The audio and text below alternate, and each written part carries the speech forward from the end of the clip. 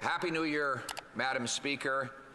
And it is 2024, and this Prime Minister is still not worth the cost.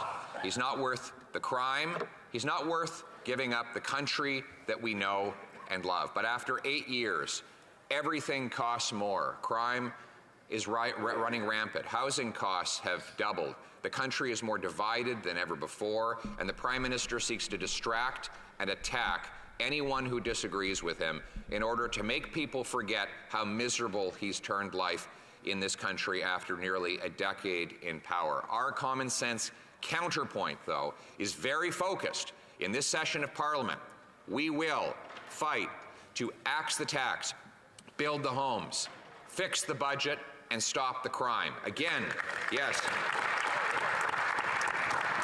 In case you missed it, axe the tax, build the homes, fix the budget, stop the crime. Axe the tax, build the homes, fix the budget, stop the crime. That's how we're going to turn around the mess the Prime Minister has created in 8 years. Let us quickly touch upon that mess. After 8 years of this Prime Minister, housing costs have doubled. This is after he promised that those housing costs would go down. In fact, they rose 40% faster than incomes. The worst gap in the G7 by far, the second worst among all 40 OECD nations, twice as bad as the OECD average, with roughly a quarter of OECD countries actually seeing housing affordability improve over the last 8 years. Here in Canada, under this Prime Minister, we have seen them worsen at the fastest rate in the entire G7. He has created a situation where only 26% of Canadians believe that are able to afford a single family home. It now takes 25 years to save up for a down payment on the average home for the average Toronto family. 25 years used to be the time it took to pay off a mortgage. After 8 years of this Prime Minister, it is now more affordable to buy a 20-bedroom castle in Scotland than a 2-bedroom condo in Kitchener. After 8 years of this Prime Minister, a criminal defense lawyer reported on Twitter that numerous of her clients have asked if she could help extend their prison sentences so that they don't have to go and live in the housing market and find a place to rent. In other words, this Prime Minister's housing market is worse than prison. By the judgment of several people who actually live in prison. After 8 years of this Prime Minister, we have seniors crammed 16 into a 4-bedroom home in Oshawa. That's according to the food bank, who told me they had to house middle-class seniors together. They're all losing their homes because of these incredible rent increase that this Prime Minister's policies have caused. We have homelessness is skyrocketing across the country. Every town and centre now has homeless encampments. Halifax has 30 homeless encampments. 30 for one medium-sized city. After 8 years of this Prime Minister, who would have imagined that we would have 30 homeless encampments in one city? But that is the misery that he has created through his policies that are not worth the cost of housing. Meanwhile, he makes the problem worse. He gives tax dollars to incompetent mayors and bureaucracies to block home building. The worst incompetence, of course, has been the mayors of Toronto and the former mayor and the present mayor of Toronto, the former mayor of Vancouver, blocking construction in those cities and making it uninhabitable for many of the people who should be able to afford a home. We now have the second slowest building permits of any country in the OECD. That's why we have the fewest homes in the G7, even with the most land by far to build on. And we were told that the media darling Minister of Housing, who was brought in March, in fall, was going to fix all this. He was going to hold photo ops right across the country, and all of a sudden there would be more building. What happened? Housing construction actually went down. 7% reduction in housing last year under the leadership of the current housing minister. But is it any surprise that when you put the guy who destroyed our immigration system in charge of housing, you get a destructive result? And don't accuse, it's not me accusing him of ruining the immigration system. It's his own Liberal successor. The current Liberal Minister of Immigration says the system is out of control. In his own words, he claims that his predecessor was giving study visas for students to come and study at what he calls puppy mills. Those are his terms. I would never have used that term. It's insulting. They're actually human beings. They're not dogs, Madam Speaker. But that's the language we get from the current immigration minister to describe the chaos that his own predecessor caused in the international student program, the temporary foreign worker program, not to mention countless other programs that have been now overwhelmed by fraudsters and shady consultants and bureaucratic incompetence. Now they take the guy who ruined all of that and they say, this is the guy we're going to bring in to resolve the housing crisis. No wonder it gets worse and worse by the day. With their only defense is that they're spending lots of money. Wow. Failing is bad, Madam Speaker. Failing expensively is even worse. And that is what this Prime Minister has done after 8 years. It is not only in housing. It is in generalized inflation. After 8 years, inflation hit 40-year highs. After 8 years, this Prime Minister has increased the cost of food so quickly that there are now 2 million Canadians, a record-smashing number, who are required to go to food banks in a single month. We have students forced to live in homeless shelters in order to afford food. We have seniors who say they have to live in tents in order to be able to shop and feed themselves because food prices have risen so high. In fact, in Toronto, 1 in 10 Torontonians are now going to a food bank, enough to fill the Rogers Centre 7 times. If the monthly users that's wild. of the food bank in Toronto alone were to go to the Rogers Centre, you'd have to fill the place 7 separate times just to accommodate them all. Who would have thought that you'd have this many hungry people in Canada's biggest city, a city that has elected no one but Liberals since 2015, and this is the result they've gotten from it. In that same city, crime and chaos rage out of control. In the adjoining suburbs, now we have stories of extortions where small businesses receive letters that if they don't fork over big dollars to international crime syndicates, they will be shot at, their houses will be burned, their families will be targeted, and the government does nothing to protect them. Who would have thought that Canada would be so vulnerable to this kind of criminality and chaos, that these foreign criminal syndicates would think Canada so weak and so easy to target that they could go after innocent small business leaders and their families in order to shake them down for money, and yet that is what has happened. And these same business owners go to bed at night with one eye open because they know their car could be stolen as they sleep. I told some stories yesterday to the caucus, incredible stories. Really people in Brampton whose cars just vanish in the middle of the night. Okay, that I believe. Then they go over to Montreal, where they're put on a ship and sent off that happens all the time. The Middle East or Africa or Europe, where they're resold at a profit.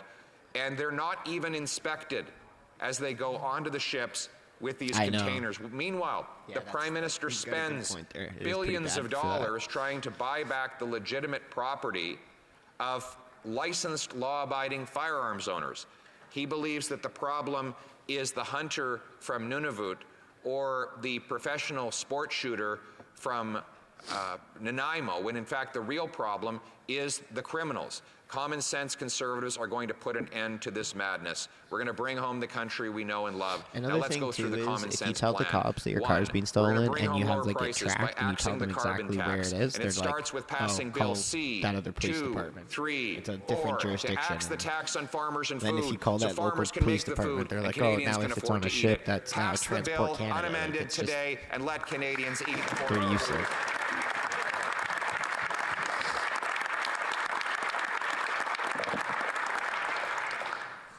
It's very easy. The House of Commons passed it once before. The Senate, under duress and pressure from this Prime Minister, then sent it back with unnecessary amendments. Now the other opposition parties are flip-flopping and wavering. They agree in principle with the Liberal plan to quadruple the carbon tax, but they said, well, we might consider giving the farmers a break on it. Well, now they're not so sure. They're siding with this costly prime minister again on keeping the tax on our farmers. And every time our people go to the grocery store and see those rising prices, they will know that the NDP has betrayed working class people in favor of greedy government with higher taxes on farmers and higher taxes on the single moms who are struggling to feed their families. Mr. Speaker, Madam Speaker, we are going to axe the tax on home heat, not just for some or for a short time, but for everybody, everywhere, always. Common sense Conservatives call on the Prime Minister to be consistent. Don't just temporarily pause the tax in regions where your polls are plummeting and your caucus is revolting. Rather, let's axe the tax for every Canadian household to heat their homes in this devastatingly cold winter. Incredible. In Edmonton, how cold did it get in Edmonton? Yeah, I was going to say minus 45 or 50. And the Liberal member for Edmonton Centre voted to tax the heat of Edmontonians. Not only that, the Liberal member for Edmonton Centre wants to quadruple the carbon tax on the home heat of Edmontonians. So over the next several years, as the winter cold comes in and the people crank up their heat, their bills will rise faster and faster. Some places now, the carbon tax is more expensive than the actual gas that people are buying. The bills, some of my caucus members, we're going to be sharing these bills. If you have any bills with carbon tax itemized, let's share them so that everybody knows how badly this Prime Minister and his NDP coalition are ripping off Canadians for the crime of heating themselves in minus 50 weather. We are the only party that will axe the tax for them, for everyone, everywhere, always, Madam Speaker.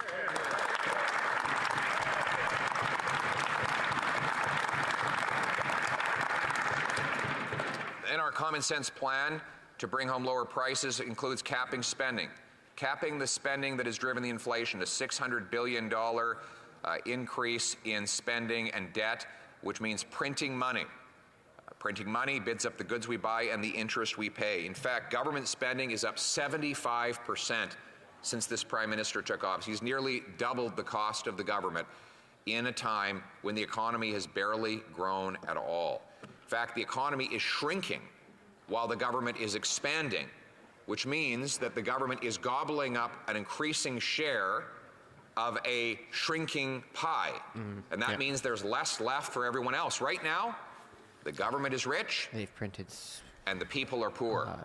The government is rich and the people are poor because this Prime Minister cannot stop like spending, and his greedy NDP coalition counterparts push him to spend even more of other people's money. Our common sense plan would cap spending and cut waste. We'll get rid of the $35 billion infrastructure bank, the $54 million Arrive Can app, the $1 billion so-called green fund. It's really a slush fund. We will cut back on the money wasted on consultant insiders who now consume $21 billion tax dollars a year, an amount that is equal to $1,400 for every family in Canada. We will be cutting back on this waste so that we can balance the budget and bring down inflation and interest rates so that Canadians can eat, heat, and house themselves. We are going to unleash the growth of our economy. Instead of creating more cash, we're going to create more of what cash buys.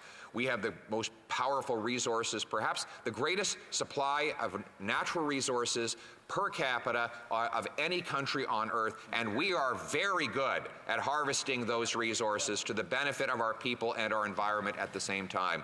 This Prime Minister, with the help of the NDP, has been driving the production to other countries where they pollute more, where they burn more coal, where they add more greenhouse gases to the atmosphere. This Prime Minister would drive the production away from Canadians who use the cleanest electricity, among the cleanest electricity grids on planet Earth, instead of bringing it home here to this country. Our common sense plan will repeal C-69 and replace it with a new law that protects the environment, consults First Nations, but gets projects built that we can bring home the paychecks for our people and take the money away from the dirty dictators of the world.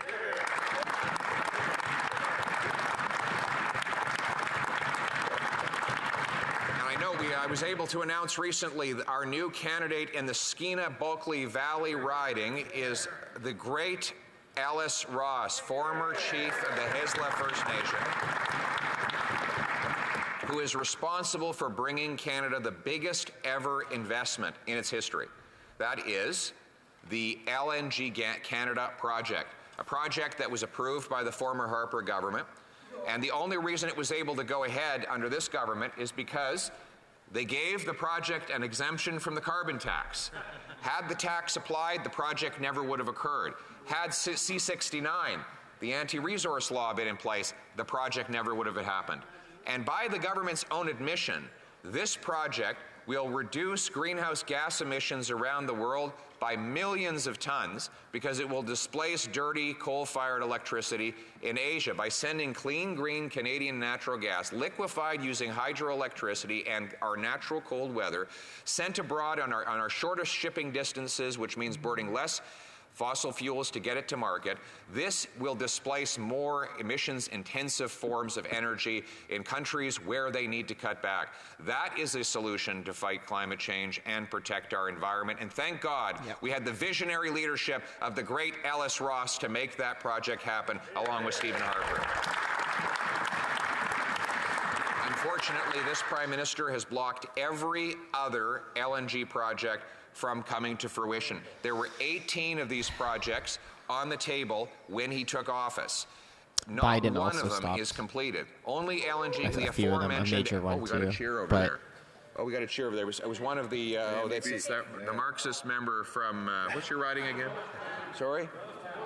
Rosemont Petit-Patry, he took that Marxist comment as a compliment, by the way. Believe me, he's told me that off the record.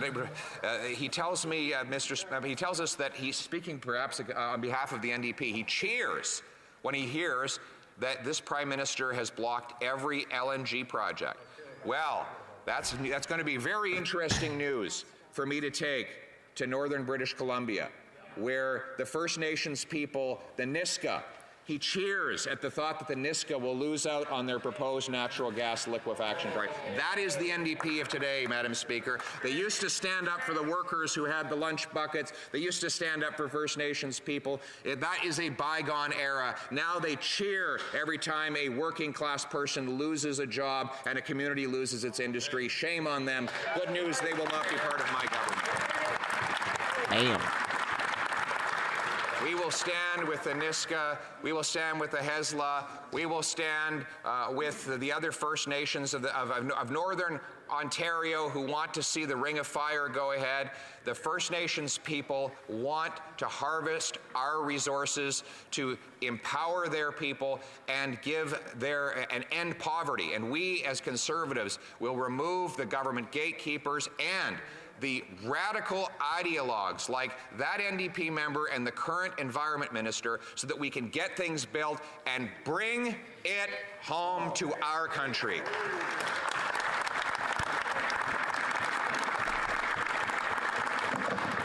Madam Speaker, those powerful paychecks will fund schools, roads, and hospitals. They will improve our finances, and that's what I mean when I say fix the budget. Yes, we have to cap spending and cut waste. That's the spending side of the income statement. But we also have to bring in more revenue at lower tax rates. How do we do that? We allow more production. We have bigger and more powerful industrial projects and resource achievements, more paychecks for the people in the communities that work on those job sites. We'll generate the tax revenue at a lower cost to the overall population so that we can fund our cherished social safety net with real money and sustainably into the future, Madam Speaker.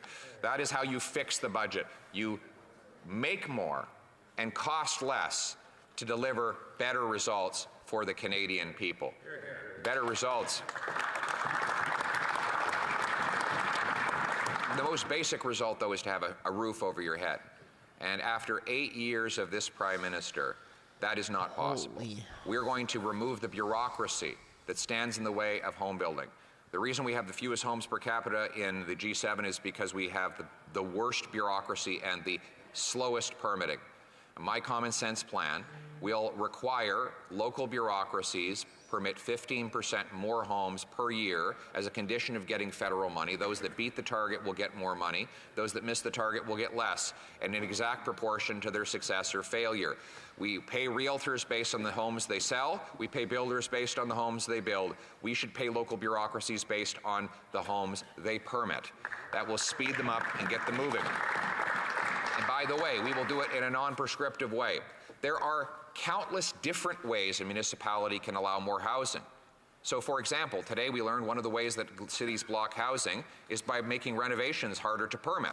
You might think, well, what does a renovation have to do with new homes? Well, if you want to renovate your home to create a basement suite or an over-the-garage suite, or perhaps have a guest house on your property that is converted from an old garage or something like that, you need a renovation permit. Now, that might be holding up the housing. Well, my plan would give a credit to the city, and therefore more federal money, if they allow for the rapid conversion of one house into two, or of a basement into a suite. Now, this is why the reason I focus on this is because the Prime Minister has a proposal right now. He calls it the Housing Accelerator, where he has federal bureaucrats go and assess the processes of municipal bureaucrats. And the bureaucrats talk about the way the things should work. That would be like scoring the hockey game by having the referee go to the practices of the game, of the players, and test whether they're doing the right skating drills, or whether they're doing the right pre-game stretching, or whether their diet plan is the best plan, rather than the simple and obvious way that we score hockey games, which is the number of pucks in nets, right? I want to judge a municipality's results based on keys and doors. Pucks and nets, keys and doors. You figure out how to do it. It's not our job to micromanage how cities increase their housing stock. Some might sell land. Some might get rid of zoning procedures. Some might get their bureaucrats working faster and smarter. Some might allow more renovations. Less permitting and things like that. However the city wants to tackle it is some their might find any other manner of creative ways to do it. It's not the federal government's job to micromanage. What we're going to do is pay for the result. And that's how we're going to get the homes built. So that just like when I was minister and housing was affordable, it can once again be affordable in the future, and our young people can hope to get married and start families, something that has become next to impossible in most of our big cities. Madam Speaker, these homes are going to be in safe neighborhoods. This Prime Minister has unleashed crime and chaos with his catch and release system that allowed the same 40 violent offenders to do 6,000 crimes in 1 year in one city, Vancouver. A common-sense Conservative government will make repeat violent offenders ineligible for bail so that they stay behind bars rather than reoffending.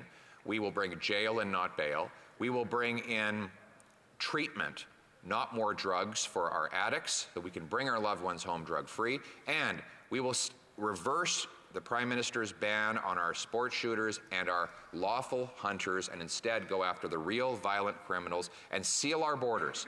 We're going to put those billions of dollars he's wasting going after lawful hunters and put that into scanning the boxes that come in and out of our country that bring the drugs and the guns, and to scan those shipping containers that are taking away our stolen cars, so that we can stop them from leaving the country and keep our cars here, getting our insurance rates down, so that people can afford to drive again, and they don't have to sleep with one eye open in this looting of our vehicles that the Prime Minister has allowed to happen.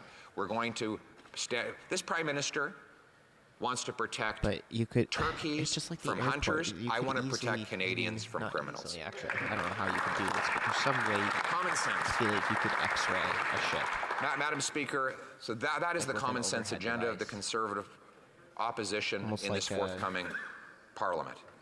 Axe the tax, build the homes, fix the budget, stop the crime.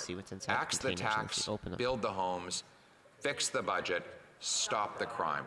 This is something on which we should all agree. So I call on the other parties to dispense with their radical ideologies and plans and unite around this common sense effort to set 4 clear priorities. Who is ready to axe the tax, build the homes, fix the budget, and stop the crime? Is everybody ready to do that? Let's bring it home. There he is. You forget something. table a motion. Off the opposition. I'd like to introduce the following amendment, that the motion be amended by deleting all the words after the word that and substituting the following. The House declines to give second reading to Bill C-59, an act to implement certain provisions of the Fall Economic Statement tabled in Parliament on November 21st, 2023, and certain provisions of the budget tabled in Parliament on March 28th, 2023, since the bill fails to repeal the carbon tax on farmers, First Nations, and families. Thank you.